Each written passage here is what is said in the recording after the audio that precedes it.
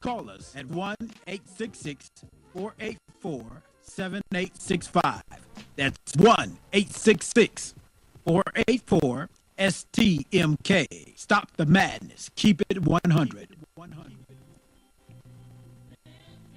At the table with Reverend Bill Miller on STMK Radio 100.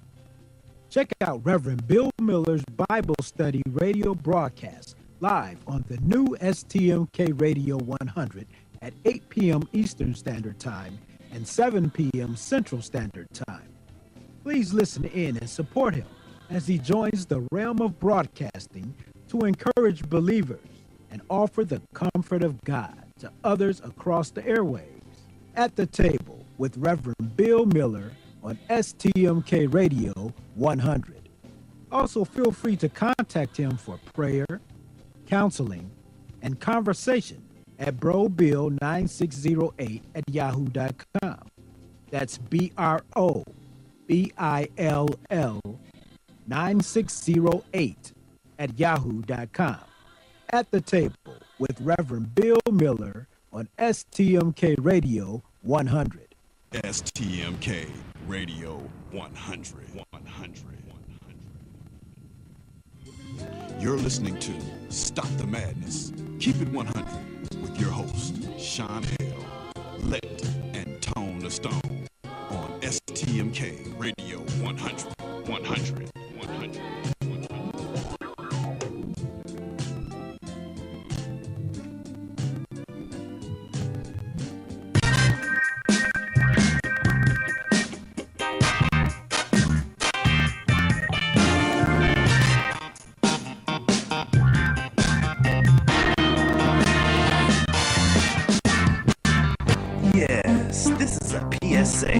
Public street announcement. You are now listening to a Kickback production. Light up your L's, lean back, and listen.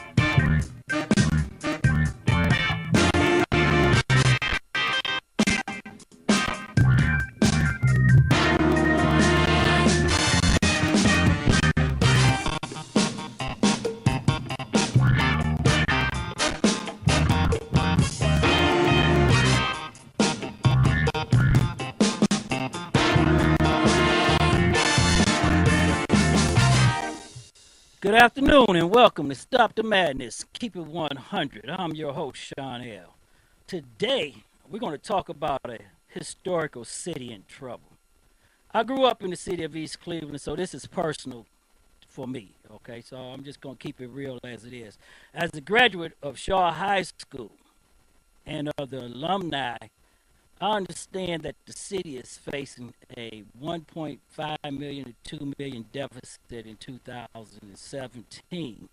And the impact of having East Cleveland in this situation on the region as a whole has really cut a hole into everybody's heart. So tonight we're going to take the gloves off and we're going to really talk about what's going on. The city has $1 million budget a year. And with me tonight to talk about this in Studio 51, sitting in the funny chair, the player himself, holding on to the world, Doug Million. I keep looking for this cat. I can't find it. Where he at? Where is this guy at, this funny guy? Well, we better find the funny guy. What's up, y'all? Also in the studio tonight in the Red Room, we have a special guest, Pastor A.J. Thompson, a well-renowned author who wrote a book, Stranger Among Strangers. You also know him as the coordinator for the Get Smart in the Park in the 2017 truck giveaway. Pastor Thompson, welcome, and we appreciate you coming with us tonight to be in the Red Room and to talk with us about a historical city that's in trouble. It's an honor to be here. Thank you for having me. You have to speak up just a little bit, Pastor, coming to the... It's an honor to be here. Thank you for having me. Okay, thank you. So right there, we're going to listen to the best of the debate that the Women's League had, the Women's Voter League had about East Cleveland. We talked to city officials. We talked to officials from the city of Cleveland. We talked to officials from the city of East Cleveland. We also talked to state officials, and then we did one better. We paid for appraisers and investors to come in the city of Cleveland, and we put them on a bus, and we went into East Cleveland, and the numbers and the things that they are saying are staggering. A lot of things is going out there that you're being told, a lot of misinformation, a lot of he say, she say. It's time for the Eagles to step back, and it's time for us to save our city. Okay, I am a child grown up in the city of East Cleveland. I am hurt the way the government has allowed this city to go down, and our ancestors, and I'm talking about our ancestors who grew that city and put it together like that, got to be rolling over in their grave right now. And nobody in East Cleveland, from the activists to the city government to the people who live in East Cleveland, can be proud about the way that this city looks right now. Man, everybody heard about that, about what's going on. I still got family in East Cleveland. They got property in East Cleveland. I got a son that's getting ready to inherit a house over in East Cleveland. And I mean, I myself tried to buy some property in East Cleveland and was turned down and turned away, and they didn't want to cut a deal. I spent many years working in East Cleveland. I used to work for when I was in the corporate world. I spent 6 years working in East Cleveland. I worked with Lutheran Housing Corporation, and a lot of cats that's involved with East Cleveland, and it is extremely sad. I am extremely. I remember when East Cleveland was thriving. When you couldn't, if you didn't live in East Cleveland, you couldn't even ride your bicycle through East Cleveland without being bothered. But and what it's become now is it's more than an eyesore. It's more than hurtful. It's more than shameful, man. And people really, we got to get up off our behinds and get it together. And everybody in the city of Cleveland, we got to reach out and help this city. Well, tonight we're going to listen to some of the big people there. We're going to talk about all the problems East Cleveland facing, and if annexation is the only way to go. We got a statement put out a couple of months ago by the 57 mayoral candidate, Eric J. Brewer, who used to be the ex-mayor of the city of East Cleveland. And what Jonathan Brewer's at it again, y'all. Annexation statement by Eric Jonathan Brewer. There's a truth East Cleveland residents should be facing as the annexation screw-ups of the city's mayor and council evaporates any chance that Cleveland officials might agree to take over. Now its council has been asked to do so in an ordinance. The truth is, there might not be an annexation. That leaves East Cleveland to solve its own problems, which it and I have to jump in here and say it always has been their own problem, because I remember at one point in time, East Cleveland in the past 20 or 30 years, East Cleveland, they didn't have their own water department equipment. They didn't even have their own snow removal equipment. They had to actually sub out to snow plow removers to do that. But I'm gonna get back to this statement. Get back to Bureau's statement because we have some it's just so people bad on the though. phone that we really want to get to and talk to. Okay, and like I said, that leaves East Cleveland to solve its own problems with the worst and least intellectually prepared elected and appointed public officials in the city's history.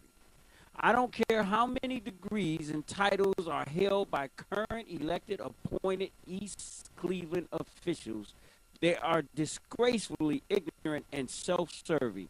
I expect Cleveland Council President Kevin Kelly not to schedule a vote on the ordinance within the 30-day deadline identified in Ohio's annexation law. To move the annexation forward afterwards will require another annexation petition to be circulated in East Cleveland. Well, everybody should know this isn't the first time that a black-run city been in the thing, but this city is historical. We have people such as John Hinton, Daryl Talley, pro football players from back from the 60s, okay? This is a rich suburb. This used to be John D. Rockefeller's estate. I mean, the history, the richness of the history, and that's right down at the train station. Let the me city. ask you two guys a question. Go right Go ahead. ahead. Do you personally think it should be annexed? Well, right now we're going to get to that, Pastor, on the annex because there's some questions that we're going to put back into the thing, and I want you to hold that thought right there for me. Hold that thought. You know, East St. Louis was like this at 27,000 people. They had no hospital, no businesses, and the average income was $13,000 or less. The difference between East Cleveland, it sits in the middle of the region and has some of the most richest land. With us tonight, we have one of the esteemed politicians. I know everybody has different opinions and stuff, but we have a politician that bends down to nobody but God, and he stands on his principles, and you got to be appreciative of that. And before we go to him on the phone tonight, I want you to hear him in his own words before he comes on the phone and tell us what we want to know.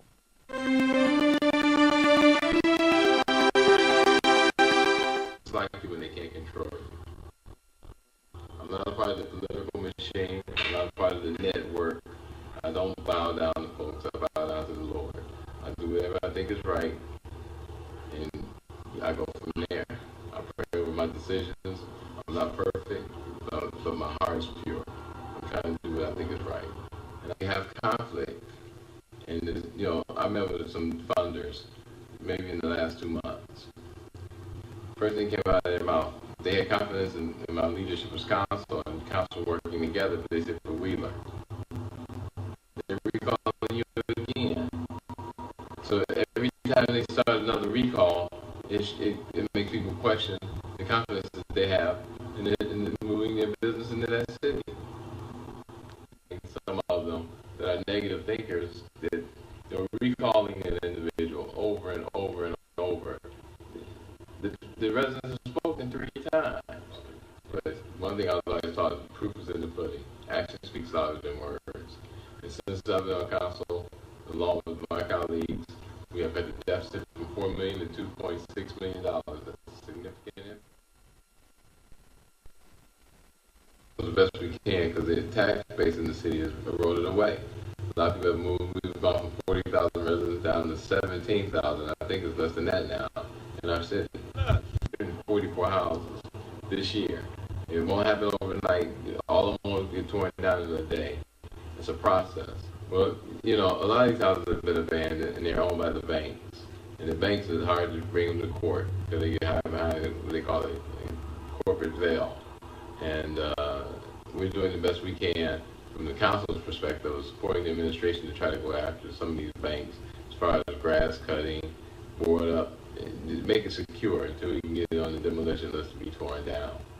The neighbor next door program. If the house next door to you get torn down, if you're the resident that lives next door to it, you have an option to buy that lot for $100. That's a good deal. I'm proud to say that since under my leadership of council, working together as a unit or as a body, we've been able to support bringing in the Salvation Army, which is a $10 million, 35,000 square foot facility in East Cleveland on Hayden and Dome.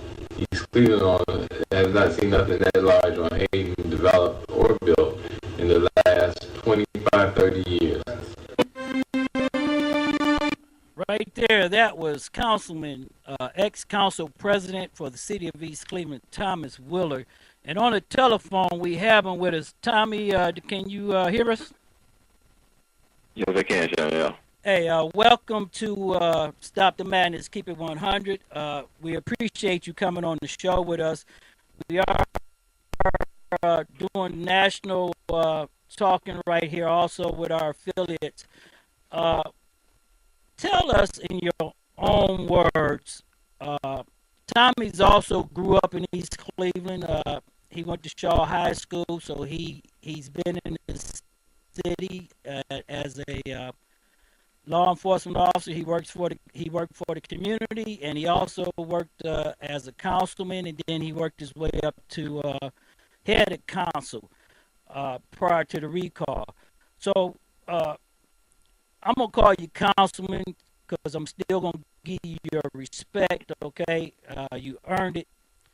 And I know a lot of people are upset about it, but that's just the way it is. Your own words, what that Cleveland facing, and what can they do about it, if anything? Well, first, thanks for having me. I appreciate you focusing on East Cleveland because you're from East Cleveland as well. But right now, East Cleveland, it's not the structures, it's the mindset of the residents. They're letting themselves be led by people who have a different interest in our community. And when I was there, they recalled me. They couldn't get it. They turned around 60 days later, tried to recall me again, and they just wore the people down. But they're not for the interest of the community. They're for their own self-interest. And if you don't mind, I'll pull the gloves off. I mean, there's not a good relationship between the school board and the council. Well, they right. have their own agenda. Well, we want to say this. This is Stop the Madness, Keep It 100. So you have the right to say anything you want, your First Amendment rights, and just call it as it is because our listeners expect the truth. So we're not putting no sugar on it. Say it as it is. Well, we have 40,000 residents. We're down to 16,000 now. Out of them, only about 5,000 of them make minimum. What is that? Medium income. I'm sorry, and they're carrying the weight of the city on their shoulders. We got 2 snow plows, but that was a struggle to get that. We have salt. So King and the previous administration with Gary Norton, they were trying to make some things happen, but council and the mayor's office were at a standstill until I became council president. The other council members, Martin and Barbara Thomas, hadn't talked to the mayor in almost 2 years. They hadn't even been up to his office. They wouldn't even shake hands. Now, let me ask you this. You can't get me. Go ahead. No, not to cut you off. Go ahead. I didn't mean to cut you off. Come on back in. Well, I was just saying, you can't work together. You got to put your differences aside and work together. And whether I like you or not is not the point. The point is we got to serve the people of the city. And they all had their own personal agenda. Okay, now, Pastor A.J. Thomas is with us, and he had a question, and the question was, and also the chat room, do you think the city should be annexed, or is there a way for the city to be saved? Well, we think, when I say we, as a body of council, when we were working together, we went and hired a company that was going to do it pro bono, and they were going to do a feasibility study to give us any options, if there was any viable options that were still on the table. But if not, then we had to look at the annexation. So we had both of them moving at the same time. So I gave the legislation to Cleveland President Council, Kevin Kelly, and gave it to him for him to start moving forward. But there was other council members in East Cleveland that wanted to get paid, and they wanted other perks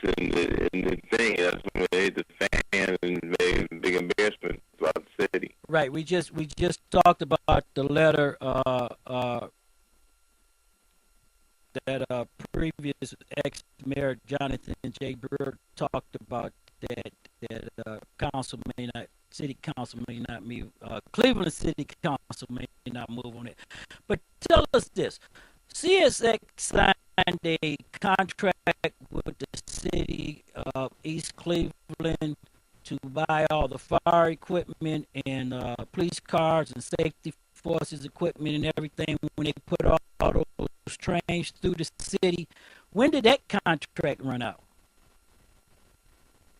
I wasn't familiar with that contract. Oh, okay. You weren't familiar with that. Okay. The second thing is, with no businesses in East Cleveland, and we had investors come in, and we put them on the bus, and we actually, because we was getting so much spin, and we wanted to talk to the activists. So after you, one of the activists is coming on, one of the bloggers, because I'm gonna ask him the same question that the egos, if you're gonna recall somebody, and I'm just gonna say this right here. The city is 17,000 people. The Board of Election told us that only 3,800 people voted in the last mayoral election. Okay, so that's 14,000 people sitting on the sideline. Right. Okay, in a city that need help. Okay, Desperately need help. Sit at home and allow Donald Trump to be put as president. Well, they've been beat down, Sean. Well, I'm not blaming. Wait a minute. I'm not blaming no residents, because I as I said this in the debate when I was at the women's town hall debate, and I said this at the town hall. We did a town hall last week for police reform and policing in the summer town hall.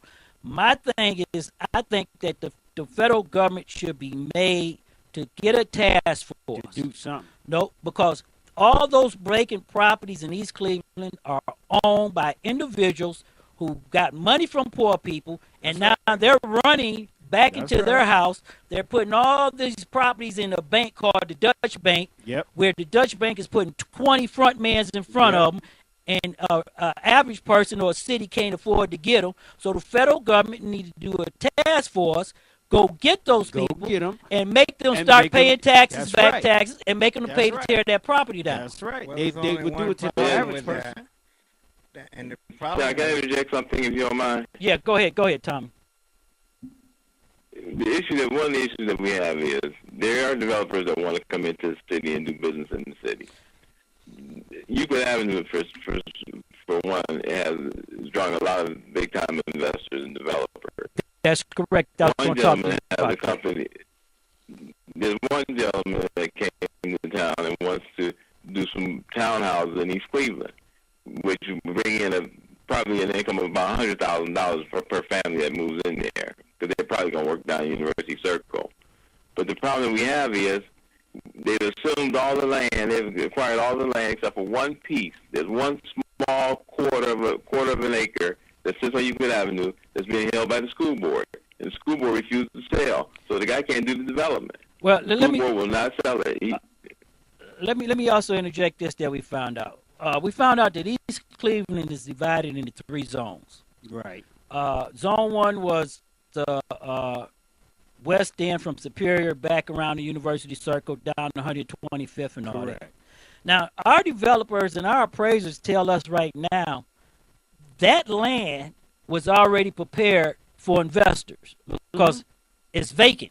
Yeah. They have nothing to do. Right. Yeah. The infrastructure to come back is already there. The biggest money that they're going to spend is north of Euclid, up around where those abandoned houses is going down 125th. Right. Okay. So the west end is already ready to It's develop. already been developed. But they done the tore down. east end is really the problem, and this is what I want to ask you, Tommy, as being president of council. Who picked the houses to be demolished, or who picked what was going on the list or whatever? Because everything on the west end was done, but the middle of the town, Wymore, Page, and all those apartment buildings and everything, it was just left there to rot. So what was the thinking there? that's where we have our problem. The city don't have an overall plan to utilize all this land. Right now, they're trying to build up on the Euclid corridor area, which is fine, but you can't forget down in Hayden and Woodworth and those areas because those are critical too. So I've prior to me leaving the council, I was starting to work with investors and developers that wanted to go in, buy up all of those and renovate them and start for families and veterans and so forth and so on along Hayden.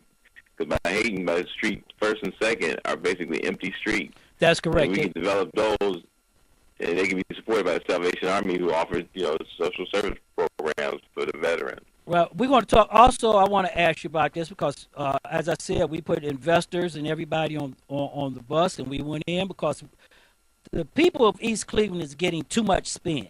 Okay, Way too much. You don't know who to listen to when you listen to the debate. You have Jeff Johnson calling it like it is. I think Eric Brewer has a great shot at being the 57th mayor of the city of Cleveland because some of the issues that he is coming out on is front and center. But what that's going to do for East Cleveland? Well, I do believe that East Cleveland, and I'm going to say this, if the people, as Tommy said, put the egos aside and start thinking about the interests of the people. We're asking an awful lot. Well, you know what? The people going to have to do it. They got an election coming up. They're going to have to do it. I'm going to ask you about that later on, Tommy. So I don't want you to say anything right there. But this is the question I want to ask you that was said to me personally by investors, okay, that they do not have the confidence in the government of East Cleveland that if they do bring their money in there, that they're capable of running the city. So did you run into that while you was the council president? I can't blame them. After somebody misspend your money over and over and over again, and you're scared to give it to them a second or third time, shame on you. They question the leadership, and when these people say they want to change, but they still have Nathaniel Martin and Barbara Thomas on there, and they've been on council for almost 20 years. Yep. Well, I'm calling it the way it is. That's part of the problem. Well, my if you want change, then you have to start with yourself. Well, my question is to the activist that's coming up. This is one of my questions to them, and the question comes from the chat room. If you're going to recall people and you're going to spend close to $100,000 in recalls, okay, because the Board of Elections says that the city of Cleveland had to pay, I think, $25,000 a whop for those recalls. If you're going to spend that type of money, why not clean house and recall everybody? That's what the Constitution said, dude. Right. They did a recall, and they didn't have a plan. They don't have a plan or a clue. Well, they were talking about this. That's correct, and they're talking about recalling Brandon King now. Okay. King. My question is, they should have known if they recalled Mayor Norton and they recalled you as the council president, that by their city charter, Brandon King was going to assume the mayor's position, okay, because he was the third in charge. So that means he moves up to the top. So if they was going to they should have recalled all of them. Right, but like he said earlier, it's all selfish. It's all selfishness. You got when you doing something wrong and you doing something backhanded, you got to get the good ones out. So Tommy, let me ask you this question. This is the second thing since you're really going with us on this here. Did you get to see the debate that Nathaniel Martin, Jeff Johnson, and Kevin Kelly was in, the Women's League debate? Yes. Okay. Jeff Johnson was hitting on some very serious points right there. So when he says that the relationship with Cleveland and East Cleveland was left behind, what was he really saying there? Well, nobody wants us. And I think what he was saying is, will the west side of Cleveland support an annexation with the east side of Cleveland because it gives another 17,000 votes to the east side. So what benefit is it for the west side to bring them on? So, you know, the east side has some benefits for them. So that poses a problem right there. Okay, now under your administration, I'm going to go back to your administration because I'm not going to ask you to talk about anything that's going on now because that wouldn't be fair. But under your administration, you had a deficit of $6.5 million or something, I'm assuming that is. Now the deficit was broke down because you just left in December to like 1.5 to 2 million right there. So even when you brought that deficit back down, that still wasn't enough to satisfy people to tell in the city that you are moving the city forward? Well, as you said, community leaders mean a lot. And if they give you bad information and mislead people, then they don't understand. Then you're gonna end up where we're at today. There was no the income that the city needs to run the city is $14 million. It was $17 million. Oh, but because it cuts us down to $14 million to run the city operations. The deficits were the bills that we have that are still outstanding, like health coverage and so forth and so on. As we paid it, we knocked that down to $2 million, $1.6 million. But we still needed we need $14 million to just maintain our city. That's not fixing the infrastructure that's required, because that's going to be millions and millions of dollars, $50, $60, $70 million. We're going to talk about that later in the show, because we have a estimate number, and this is coming from builders outside the state of Ohio. So we can tell you how much it's going to cost to even just to go in and start. And we're not even talking about that building across from Heron Road Hospital. What's that, Terrace Park? That's $2 million just to take it down and clear the land back for use. $2 million. Whose building is that?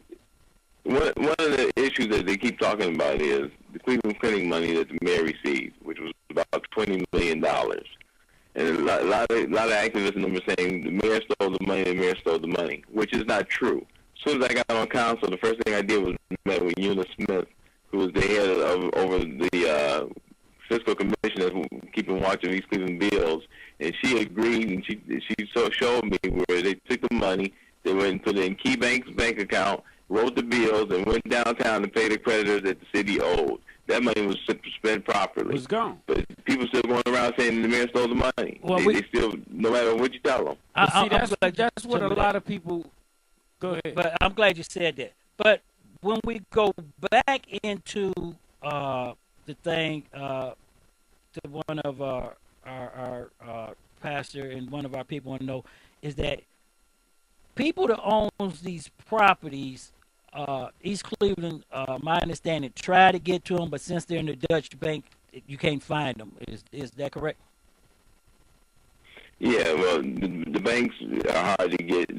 What they'll do is they'll take the property back, but leave it in the previous owner's name, so they can't be held accountable for them. Right, we're going to talk about that. We talked about that on our last show, foreclosure. What banks actually did, banks stopped foreclosing on properties, because once they foreclosed on the property and took possession of that property, they were responsible for maintaining it and also for any lawsuits if somebody got hurt on it. So what banks did was they told the owner they was going to foreclose and he had to leave, and then they went back to the foreclosure bank and they stopped the foreclosure and left it in the previous owner's name. So that's called identity theft.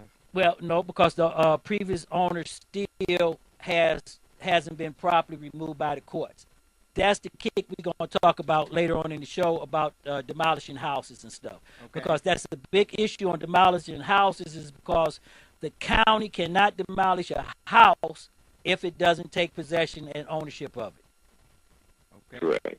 Okay. Now, the second question, Tommy, that I want to know, and I know everybody out here that grew up in East Cleveland, and we seen the Case Western Reserve Observatory. That just broke my heart when I went up there with the investors and seeing that. And I understand that the city of East Cleveland is people, it looks worse than a World War II city, okay? We're not going to put no punches here, okay? That's true. It is a shame that black people are living like this in 2017, okay? And I'm not holding no punches. I'm not holding no punches for the city hall. I'm not holding no punches for Tommy. I'm not holding no punches for the activists, because the activists, if they care that much about the city as they do for red lights, as they do for recalls, they should have been out there marching to protect this city, to stop it. All the people who graduated from Shaw and are top-notch individuals in the communities. I'm talking about, we got John Hitton, we got Cynthia Ford, who's tied in politics. There's so many outlets and so many people that if the activists go and pull these people in, Zeke Reed, pull these people in. We got bright young minds out there. The problem is they don't want to work together. Well, we're going to talk about that too after we get Tommy off the phone to pull in the bright thing. But Tommy, my thing is that now that we know that the city is in trouble, there's only two things that can happen: that's bankruptcy or annexation. Okay. If annexation doesn't take place and bankruptcy do happen, what do you see happening to the city of East Cleveland? Well, bankruptcy doesn't solve the problem. Bankruptcy just washes the debt, but it still don't give us the money that we need to operate the city on. We still don't need that $14, $15 million to operate the city. So that bankruptcy just solves it, puts a Band-Aid on a major problem. So now what's going to happen? I don't know. I don't know if it's going to be anarchy or what. The state is going to have to eventually step in. Somebody's going to have to step in. Because I know that the city... We all pay our taxes, and by paying the taxes, we taxation without representation. That's against the law. They have to come and do something. Well, there's two solutions that one person was talking about: was let East Cleveland, because of the city government, let East Cleveland go under, and then let the county come back as an unincorporated city. It'll still be East Cleveland, but it won't be incorporated, and the county government has to run it and do things. And if that happens, I can tell everybody right here, you will see Cleveland Clinic on steroids when it took Winston Willis' property, okay? Because the west side of East Cleveland is almost vacant right now, and the people that are there are in problems with county taxes, okay? So the county's going to take their houses unless a program is set up where somebody come in and fix those houses up for them, okay? Because well, let me share. Sorry to cut you off. I think that it's a sad statement when it's a black community can't come together with less than 3 to 4 mile radius, and work together to save our own community. We should be ashamed of ourselves. This is embarrassing. I agree with that, and I said that earlier. Thomas Wheeler, we appreciate you coming on Stop the Madness with us. We're going to have to bring you back because there's a lot of people that want to come on. We might have a part 2. Next week, we're talking to activists and kids who live in East Cleveland. We're going to talk to some people running for Cleveland City Council who has words they want to bring up about this. And we're going to have you come back on. We just don't have enough time to really talk to you to get everything going. But we appreciate you coming on. And once again, we want to have you back on the show with us. So thank you very much, Tommy, for coming on and talking with us on Stop the Madness, Keep It 100. It's my pleasure. I appreciate it, guys. Okay, what's happening right here? That was the ex-council president, Thomas Wheeler, who was on the phone with us.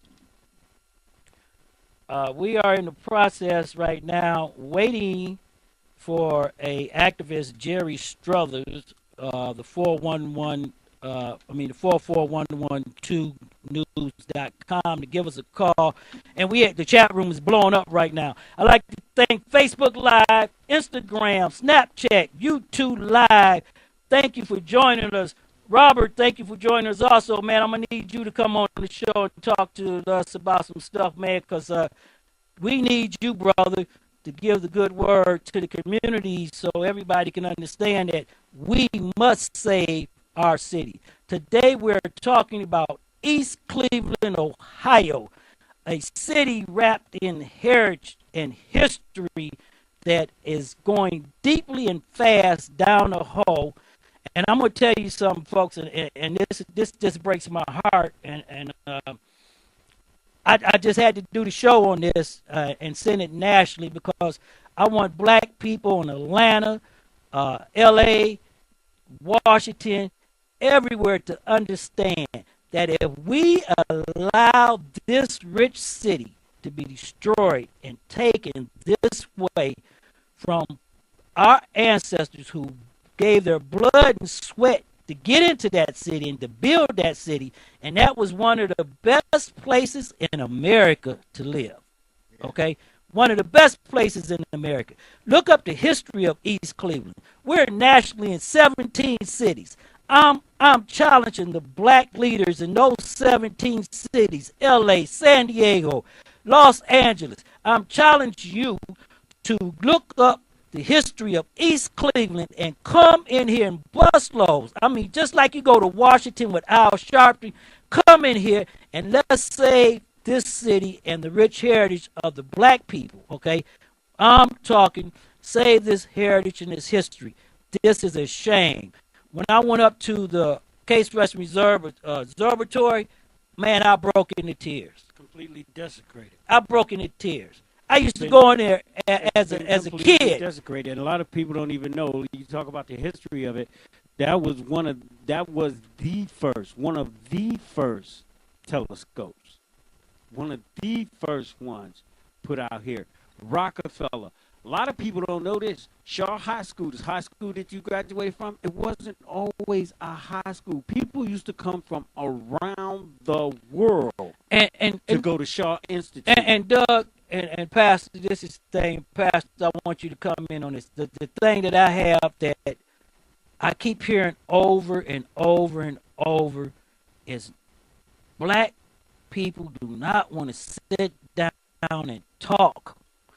They can't agree to disagree.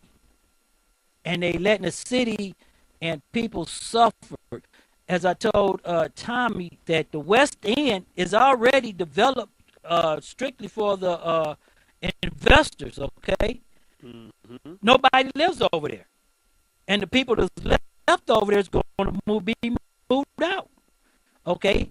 The east end of the city, which is Page, I mean, I went over there at nighttime in buses. We had to have 10 police cars deep, okay, security to walk through here. And we got, well, let me give you the numbers to start with to do infrastructure repairs in the city of East Cleveland. We're going to give you the best of the debate. You're going to hear about that. But the numbers start off as staggering. We're talking about $70 to $90 million to start. The city of East Cleveland ain't got that type of money. That means it's going to have to come in from outside. Half the investors is telling us on the bus with us that we paid to come into the city of Cleveland that the government is so up that they wouldn't put a nickel in East Cleveland. Okay, and without state money or Fed money, East Cleveland cannot be annexed. Cleveland can't even begin to think about it. Okay, no. So you're going to have to ask people from outside to come in. You're going to have to ask people that you think don't want to be there. You're going to have to ask developers. You're going to have to sit down and talk about this. It's 5:35 after the hour. We're trying to wait for this phone call to come in because when Jerry Struthers, the activist, come in from the 411 News, okay, he's supposed to call us. So, Doug, why don't you and the pastor take over that and let me see what's going on with that.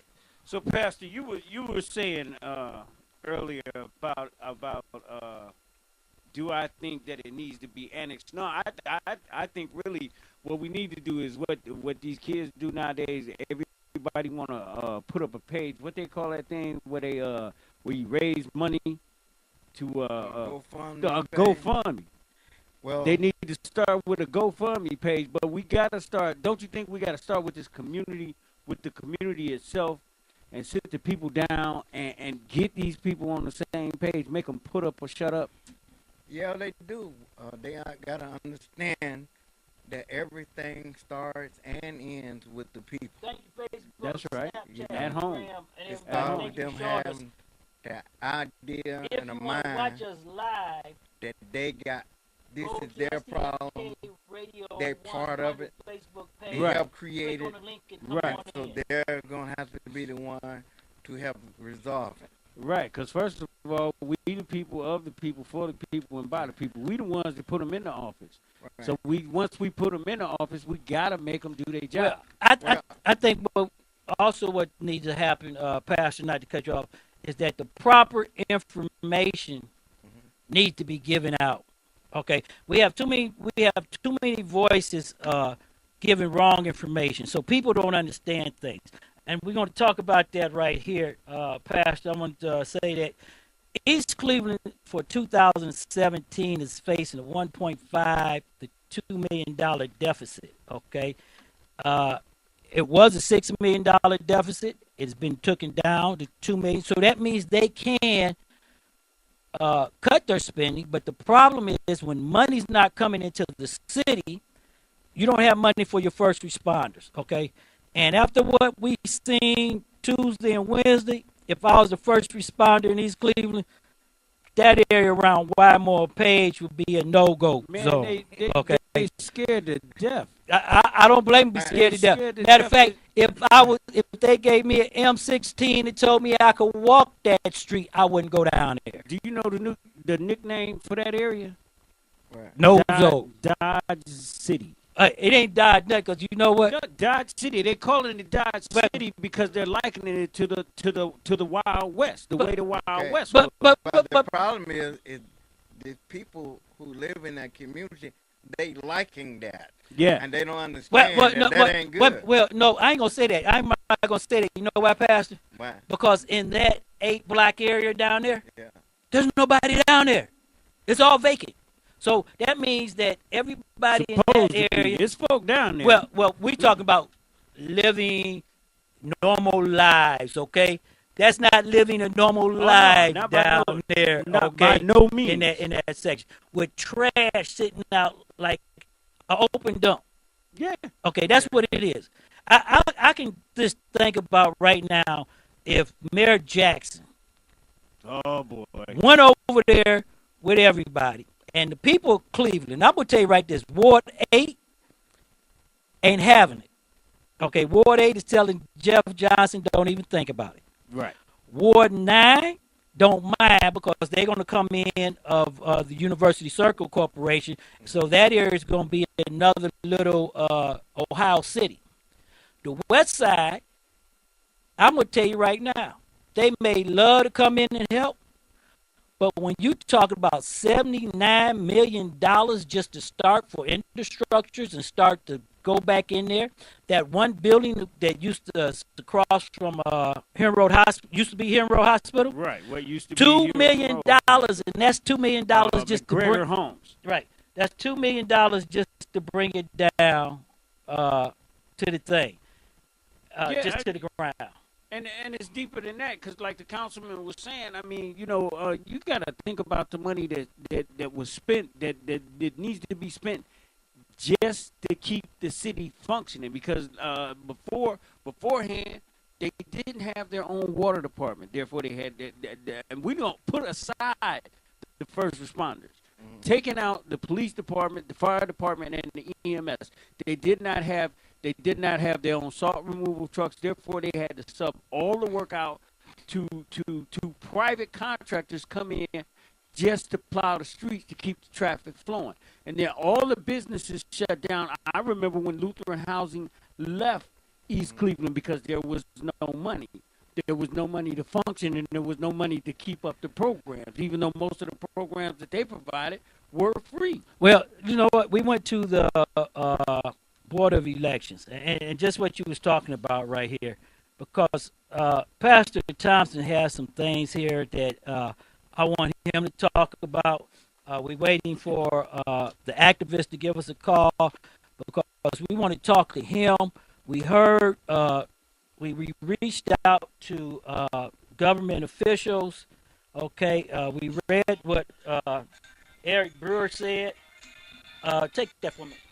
All right, Pastor, I'm looking at what you was talking about, and the pastor here, and we talking about Pastor A.J. Thompson, who is with us. And once again, we want to thank you for coming out and taking your time to sit down in the chair and actually get involved with this. The pastor has a great theory on saving East Cleveland. It's called Save the East Cleveland Project. And one of the first things he's talking about is get involved and make it a priority. You want to elaborate a little bit on that, Pastor? Yeah, because a lot of people talking about they want something done, but they're not willing to do it. Right. Or even people just say we're gonna get together and go clean up this dump he was talking about.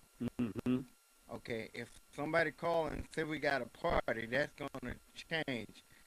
And so if you committed to do that, you can't let nothing deter you from doing what you said you was going to do in order to make this problem go away. Well, Absolutely. Well, not to cut anybody off, but on the phone with us, we have East Cleveland's activist and blog reporter, Jerry Struthers. Jerry Struthers, welcome to Stop the Madness, Keep It 100. We thank you for joining us today. Good to be on board. How are you? We're doing real fine. I don't know if you was watching us live. If you are watching us live, you seen where we was talking to, and you heard us talking to ex-President Council President Thomas Wheeler, and we was going into some of the problems and the finances that East Cleveland was facing. And as an activist, we would like for you to tell us what you see as the problem in East Cleveland. Well, part of the things we're 44112news.com. We formed this Benicio and myself, we formed this with one purpose. Our mission statement was to get rid of the worst mayor in the history of East Cleveland, Gary Norton Jr. That was accomplished when we got the recall, and we were Jr. In addition, some citizens wanted to. Okay, wait a minute. Not to cut you off, Jerry. Not to cut you off, but if you're listening to us live, you're gonna have to turn down your audio because you sounding like you're in a fishbowl and it's not coming across good. So if you listen to us on internet radio or on a Ustream TV, if you can just turn your audio down a little bit so they can hear what you're saying. Okay, how's that? Okay, there you go. You got it there. Okay. Now let me ask you this question right here. Okay, when you recalled the worst mayor, and I'm not questioning what you did or how you did it, but you knew you recalled the mayor. You went after Tommy Wheeler. You knew Brandon King was the third in power, and you had Nathaniel Martin and the other young lady on council. Right. When you did, why didn't the citizens just recall everybody and throw them all out and start from scratch? That way you wouldn't have to spend over $100,000 keep recalling over and over. Okay, first off, there were two different citizens groups involved in this. There was the group that was recalling Gary Norton Jr., and there was another group that was recalling Thomas Wheeler. The group that was recalling, let's just start with Thomas Wheeler since he was just on there. Right, go ahead. The group that was recalling Thomas Wheeler consists of two senior citizens who really were worried about about what was happening in Ward 3. Ward 3 is Hayden Avenue, that whole area down there. They were seeing the hoop gardens that weren't, we've done so many different stories with the different media on what's going on in there. But the residents themselves were looking at what was going on in their area, Ward 3. And these residents, senior citizens, decided that they would try and recall Thomas Wheeler. I was with them, and we agreed with them in the Okay, so what? We didn't get up people to come out and vote. Okay, so let me ask you this. They did it again. Right, I understand that. So let me ask you this. Why are you recalling Brandon King now? I mean, what changed from when he was a councilman that made him okay that now that he's the mayor, it's not okay? He was not okay. He was not okay. When we first started this, there was the artwork. I've gotten into a whole lot of troubles with artworks from 4112 News because the administration doesn't appreciate being turned into a leprechaun as we did with Gary Norton Jr. and some of the stuff with Thomas Wheeler. We got them as the Three Stooges. Thomas Wheeler was one of the Three Stooges on an artwork that we did. The original plan was to definitely get Brandon King. He was not going to walk away from this. Okay. Why? Because why would we try to go after him? Because of the Norton Road dump. Pastor came down to the Noble Road dump. He saw and smelled and heard the anguish in those residents as they spoke to him and asked for help, asked him to send a prayer. Okay, yeah, we're going to talk about the dump, and I'm glad you brought the dump up. So since you brought the dump up, let's go on this because we wanted to get rid of Brandon King. He was not to walk away from this. Oh, okay, so I got a question. Hold on for me. So Brandon King, wait a minute. You let me get this correct for my listeners because we are nationally 17 cities. So let me get this correct. You wanted to recall Brandon King when you was recalling Tommy and Norton, but at that time you didn't have enough people to get all three of them and do it all at one time. Is that what you're saying? Correct, because it took at least a minimum of 550 signatures. Okay. That meant getting another petition out on the street, and we were working in a real hostile situation. Thomas Wheeler came on board. We were working in a real hostile situation because he decided that meetings should be kept secret, and when the residents can't on a public meeting, you don't know when it is. Okay. I'm glad you went there. Because there again, as I said, we've talked to lawyers. We did our homework, and what you're talking about is under Ohio Revised Code 12122 that all meetings of a government body should be held up into the open to the public. But I understand that they were. But they're not. Right. Wait a minute. They weren't. Wait a minute. Time during Thomas Wheeler, they weren't. Okay, I understand that Thomas. It's alleged that Thomas Wheeler had police officers throw people out, but also under the government code of the Ohio Revised Code, the council president has the right to remove people who he deemed that is disrupting the meetings also. So, I mean, is there something there that was missing that y'all couldn't come together and talk as men? Or is this just... Thomas Wheeler treated these senior citizens who are way older than me like babies. And anytime this guy is treating these senior citizens like babies and trying to run and tell it.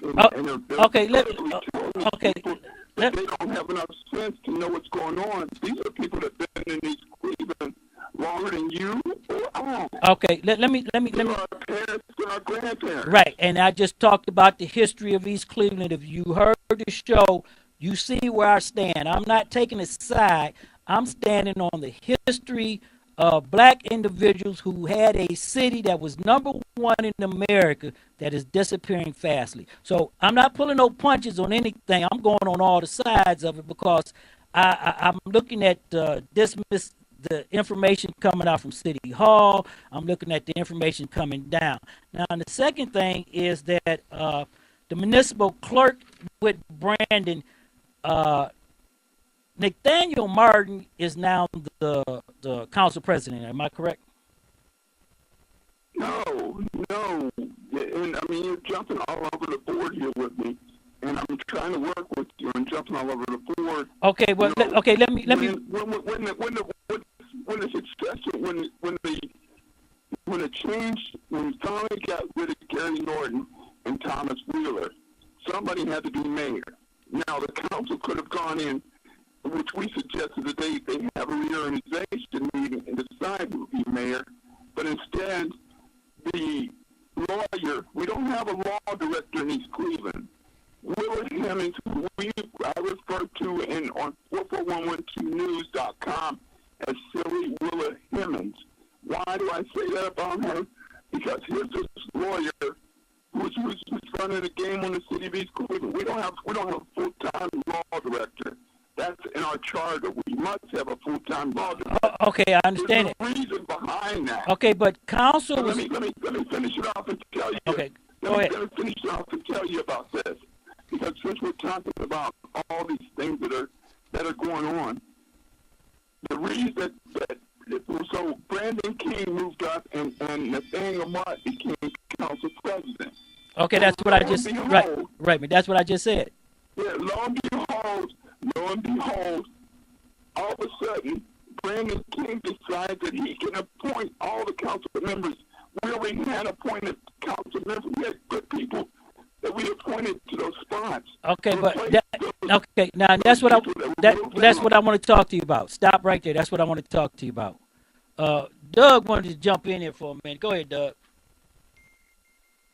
Oh, okay. I completely forgot. This is what I want to talk to you about right there.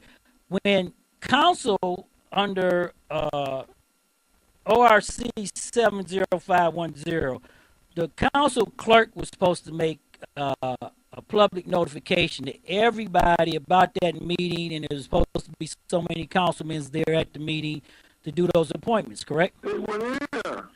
Okay, they so were there, all three of them. That's it. So that's the council. Okay, so when the part-time city lawyer ruled that a unconstitutional meeting, and the mayor, you only had.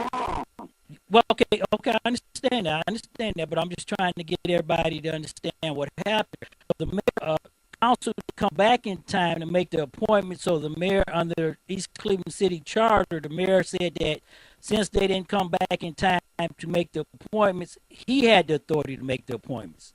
Okay. Wait a second. You forget one thing. They did make the appointments.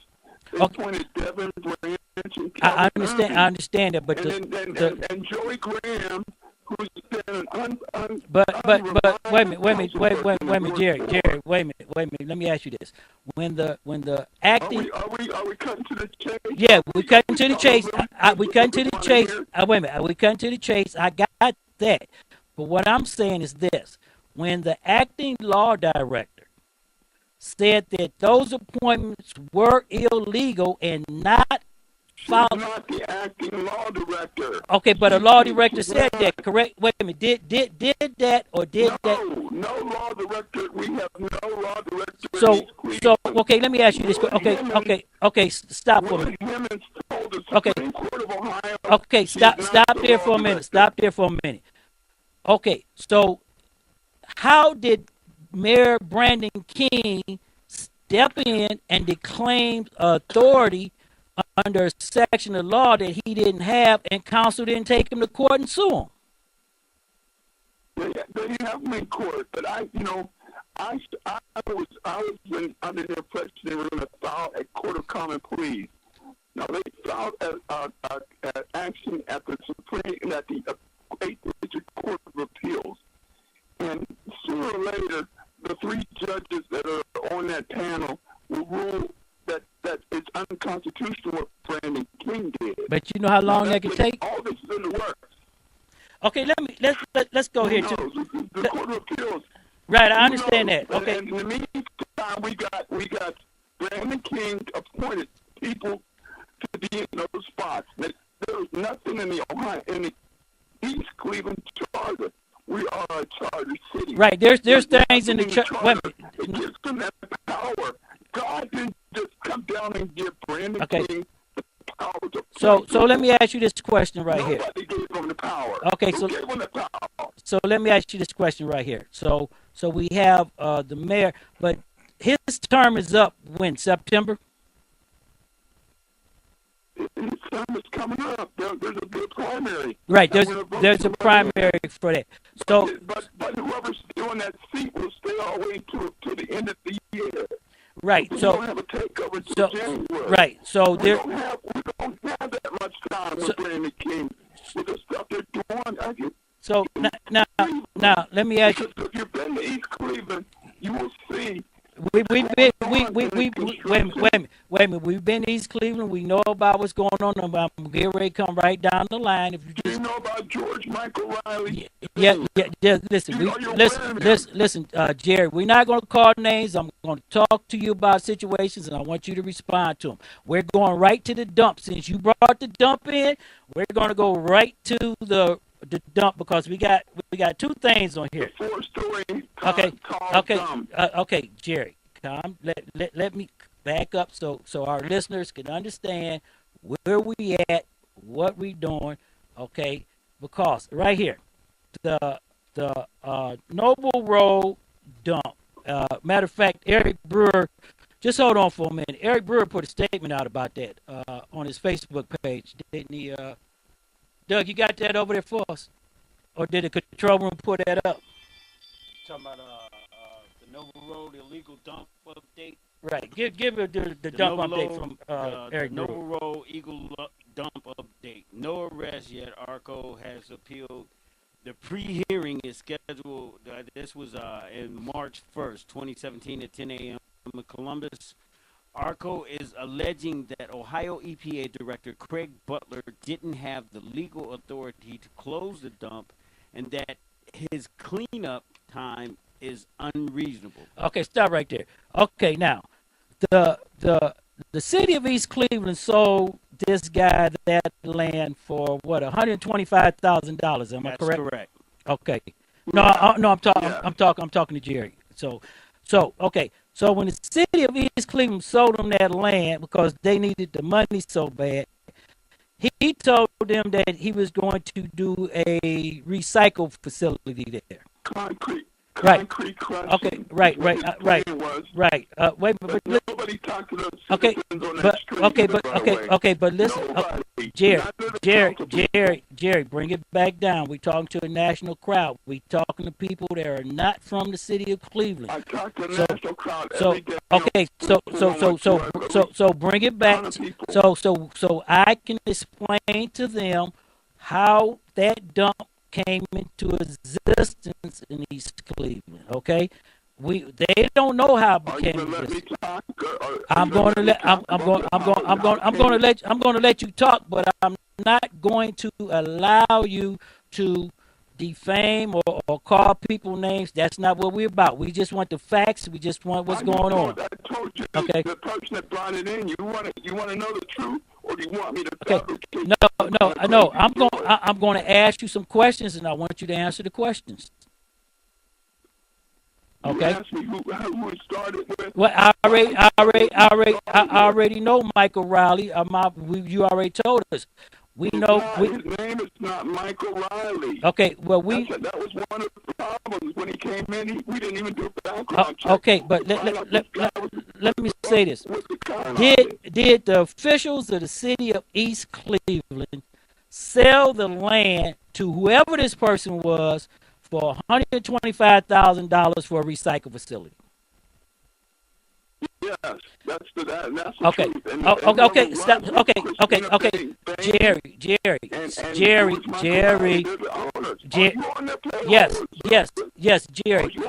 Wait a minute. No, I'm trying to add. Wait a minute. I'm trying to ask you a question, and if you, as an activist, cannot you answer the question. You said yes. Wait a minute. Didn't you say yes? The city of East Cleveland. Listen to my question, and then give me an answer, and we can move on. And I'm gonna give you a chance to explain it. You're not even telling the truth. Wait. Did the city of East Cleveland? Wait a minute. No. Did the city of East Cleveland sell the property to this man for $125,000? That's whoever got the land. Whoever got the land. Did the city of East? Okay. Okay. I don't want to. Jerry. Time out. I want to know. So you don't want to know that? No, we're going to give you a chance. We're not going to put that out. No, we're going to put that out if you give me a chance to get everybody to understand what's going on. I'm going to let you tell that. My question is, did the city of East Cleveland, who needed money, sell this land to somebody for $125,000? Yes. Okay. Now, the land was supposed to be done for recycling, and the guy started bringing trash and stuff in because he has the contract to do the trash pickup in East Cleveland. Is that correct? No. Okay, so Ripco, so where did the trash come in at that's in the land that they're talking about? Am I allowed to talk about? Yes, I asked you. No. Yes, I'm asking you a question about what they're putting in. My mother was an activist. It's her birthday today. Mama Beatrice Struthers, happy birthday. Okay, happy birthday. Go ahead, give her a shout out. But I'm telling you what went on. There was no garbage involved here. That was not supposed to be the case. That the stuff that came in. Do you hear my voice? Yes, sir. For 30-something years, I was a radio DJ. Had an excellent voice. But my voice from going down and shooting video there at that dump site, I lost my vocal cords. There's a 109-year-old lady down there who called me in. This is where it started at. You want to know how an activist gets started, gets the impulse? So, a 109-year-old lady calls me on the phone and asks me, Mr. Struthers, please come down here and see what's going on. So, wait a minute. Have y'all started? I'm on a bicycle. So, have you started a class action suit? Okay, have y'all started a class action suit against this company? You're not even letting me finish.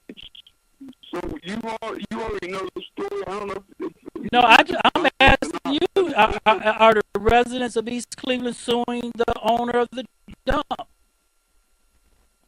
We haven't even got to that part. Why are you jumping all over the place, man? Because I need you taking us around and everybody don't understand, and we are on a time thing, and we asking you because we want to talk to you about the red lights that you reported on. We want to talk to you about other things, and we have two other people here to talk to you, but we don't want to. In a short story of the Noble Road, it's found clearly indicated on 44112news.com. If you just do google.com, search anybody else that wants to find out about the Noble Road dump. There are videos, there are TV stories. Right, but we got Eric Brewer. What else do we need to know? We got Eric Brewer thing. Okay, well let's move to the red light. Eric Brewer came in and finally brought help. Right, Eric Brewer, the one that showed that we needed help. To show the gases.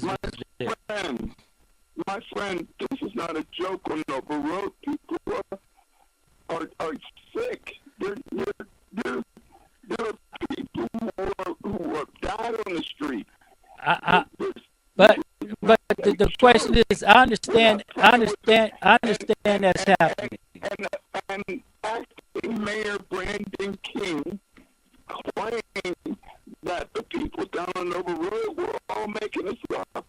You know, he came down and told these people that there's no smell, there's no dust, there's no nothing. This is what acting Mayor Brandon King and Thomas Wheeler came in and told those people that there was no pollution, that everything was covered. Okay. Hold up, Jerry. Pastor A.J. Thompson want to ask you some questions to move it along. Well, not so much questions, but I've been over there to that dump myself. Well, people call me to come and look.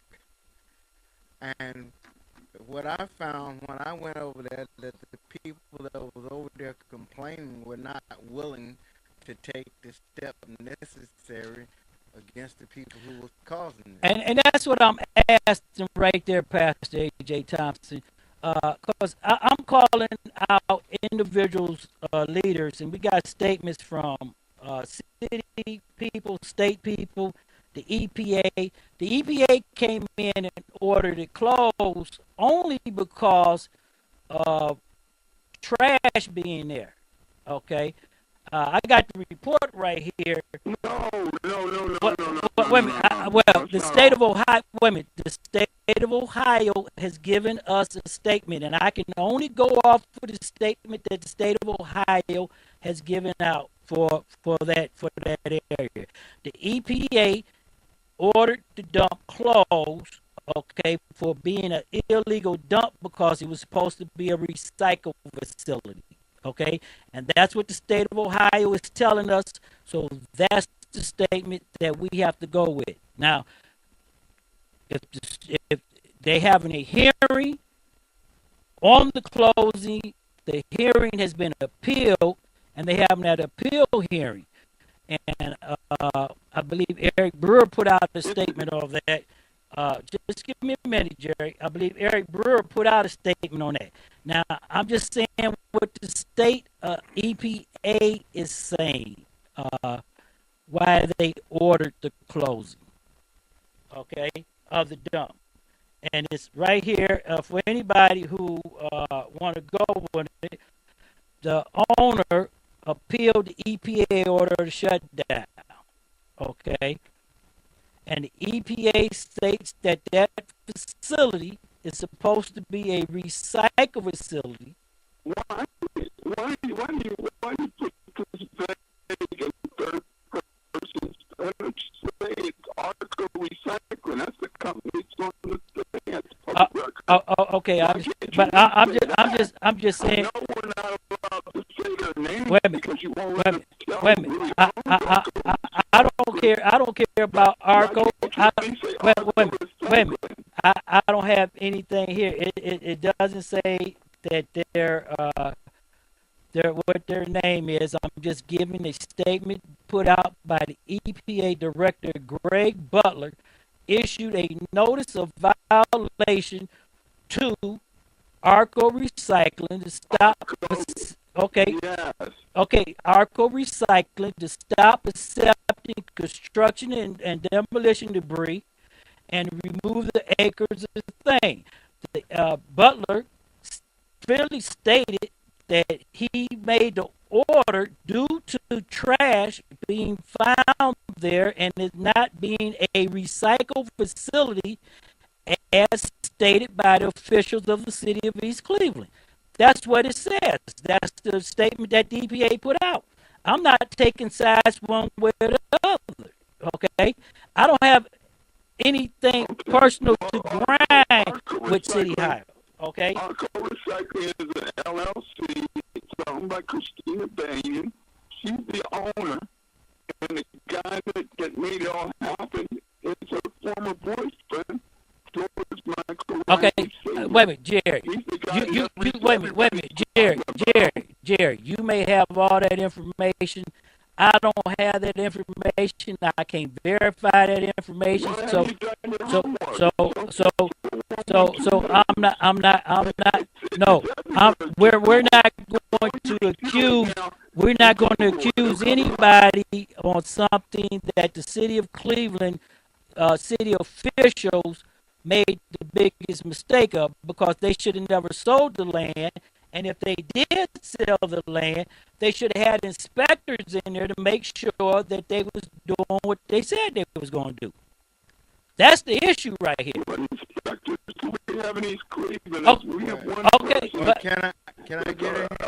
Can I get in here a minute? hold on, Jerry. Okay. Can I get in here just a minute? I mean, I would like to move forward. And in order to move forward, we can't spend all our time on what has happened. We have to spend time on what needs to happen. And what needs to happen is the residents over there that complain individually need to file a suit against them, a civil suit against the owner of Arco, not against the company. And they need to understand that the lawsuit, injunction that's going on right now got nothing to do with their personal right. And they need to understand that their civil rights have been violated, but it don't mean nothing unless they are the ones who initiate Right, the whole action city has to get involved in and this. follow through. The city as a whole and people individually. Well, Jerry Struthers, we're going to have. Pastor, I want to tell you that, when you came down there, you know that most of the residents there are serious senior citizens up to 109 years old, and they don't want any trouble. They're not trying to do a whole lot of paperwork. They already got trouble. It's been. Well, Jerry, this that we gotta fight. You don't have the money to hire lawyers. All right, I want to jump in right here. Don't have the money. I want to jump in right here. As an activist, can't you take part in that? Can't you? I'm not saying babysit them, but can't you step up and handle that for them? Can't you appoint people to handle that for them? Sir, we were one before. United States Congresswoman Marcia Fudge at her town hall meeting, out at the college, and we spoke up and we told her about what's going on Noble Road. We're the ones that brought the EPA in. You want to know who brought the EPA in? We brought them in. Right. But Okay. we're doing everything except. I feel that, but what are you doing for the people? I understand the bringing in the big guns to do this and putting it out on the forefront for that. But what are you doing for the people, for the actual citizens that are being harmed, for the people that are being hurt? What type of? I'm one of those citizens being hurt. Okay, but have y'all went to lawyers? We're doing as much as we can. Have you filed a class action lawsuit? You're doing to help us. Have you filed? That's why we're doing the show, to get people to help you. But right now on Stop the Madness, Jerry, we got to move on. I appreciate you coming back. We're going to have you back. We got on next week. We're going to have you back where you can come in and just sit down for about an hour and just tell us the way you see things. We thank you for calling us, and we will like to have you back. And we want you to know that we're trying to get people outside the city to come in to do things that you can't do by yourself. Okay, you need outside help. We don't want to be recalled. We don't want to be merged with Cleveland. We understand that. We understand that. You talked about merger. Right. The residents don't want that. Well, that's why we got rid of Gary Norton Jr. Well, Jeff Johnson in Cleveland. let me. He's out of his mind. Well, let me. We getting ready to go to. We going to that debate right there. Thank you very much for calling us, Jerry. We appreciate you. We're going to reach out to you, and we're going to get you back in with us. Right there, that was activist Jerry Struthers on there. Welcome Facebook, Snapchat, at the top of the hour. Our affiliated on the West Coast is tied in with us. Let me just say something right here, okay? I don't know if everybody understands this, but we try to not make it personal, because when you make it personal, Pastor, people don't want to listen to what you got to say, okay? When you start calling the mayor, the council president, and everybody, the Three Stooges, and you join draws, I don't want to make it personal, okay? I'm not a guy to make it personal. I'm not a guy. If I got something to say to you, I'm going to say it. Eric Brewer, this is what I'm telling everybody right now. Eric Brewer may be the 57th mayor of the city of Cleveland, and I'm calling it right here on Stop the Madness, Keep It 100, because in his 5-page statement, Eric Brewer called it as it was and said what he thought and said it the way it was, but he did not make it personal. Even all the stuff that he had to make it personal over, the things that they did to him, he didn't make it personal, but he called them out and he made his point, okay? And I'm going to say this to the residents of East Cleveland. Do not make it personal. When you make it personal, people do not want to get involved in personal stuff, and they do not want to come and sit with you.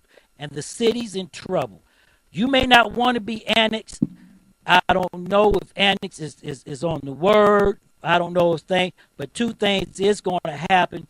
You cannot stay on the course that you're going on now, and some things have to change. Now, to go to the dump, and I want to clear this up before we go to the best of the debate.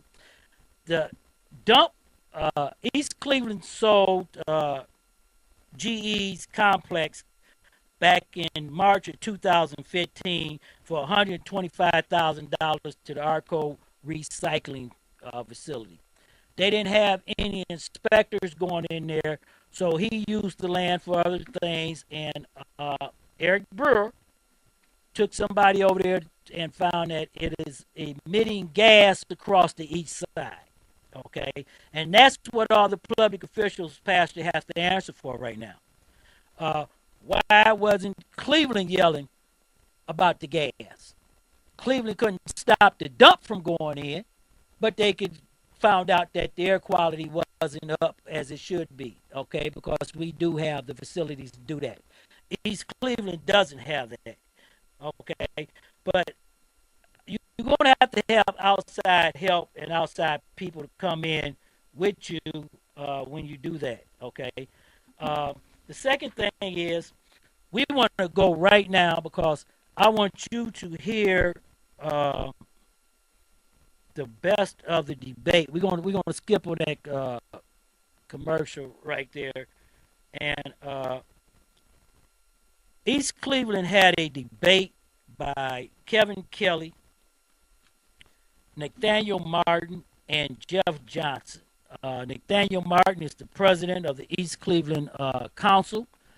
Nathaniel Martin didn't have too much to say, but he did say little things that I want you to pick up on it. But what I want you to pick up on, Pastor and Doug, what I really want y'all to look at is the conversation between Kevin Kelly, the president of Cleveland Council, and Jeff Johnson. And Jeff Johnson really came a little hard on him. But I'm going to tell you now, when Eric Brewer get him in a debate, that's not going to happen, okay? And I want to say that, again, that Eric Brewer is a good candidate, Doug, for becoming the mayor, because Eric Brewer would have answered every question that I just put out there. I'm going to say Eric Brewer is the best candidate for the mayor of the city of Cleveland, because that cat don't hold no punches. Not only that, and he's honest. not only that, He's honest, and he's willing to listen and answer the questions. he would answer. I mean, Eric, if I'd asked Eric those questions, my head Eric Brewer still would have came spinning. out on me. But wait a minute, let me say this. Eric Brewer not only knows what East Cleveland needs because he was the mayor, he knows what he wanted to do with Cleveland, and he knows firsthand. And I'm going to get Eric on the show. Eric Brewer, I know that you probably listening to me. I see that everybody listening on Eric, you need to call in. Ustream. Eric, you need to call in. no, I'm gonna contact you, Eric, and I need you to do an interview with us because I do believe right now of all the 13 candidates going for mayor for the city of Cleveland, you do have the best shot because you do keep it real. So we're gonna go right into the best of the debate from the Women's League. Before we go into that debate, I do wanna jump on the pastor's train, because what the pastor is saying, he's another one that's not holding any punches, and he's keeping it real because he's been down there, he's been to ground zero, he's seen what's going on, and something's got to be done, and these people got to step up. I mean, if they don't want the help, you can't force them to take it. Right. But I mean, somebody's got to speak up for them, because like they're older people. They're people that are much older than us. They're our mothers and grandmothers and aunties and uncles. And like the pastor said, they got to step up and do something about it. Hold that thought, because I'm going to get the pastor after we come out of the debate on the other side of the debate. I'm going to come out. But I want y'all to listen to this debate. For Facebook and our social media thing, we're going to play the best of the debate, because I know a lot of people didn't see it. And in the chat room, I know you got a lot of questions about the debate. So here we go. Let's go into the best of the debate.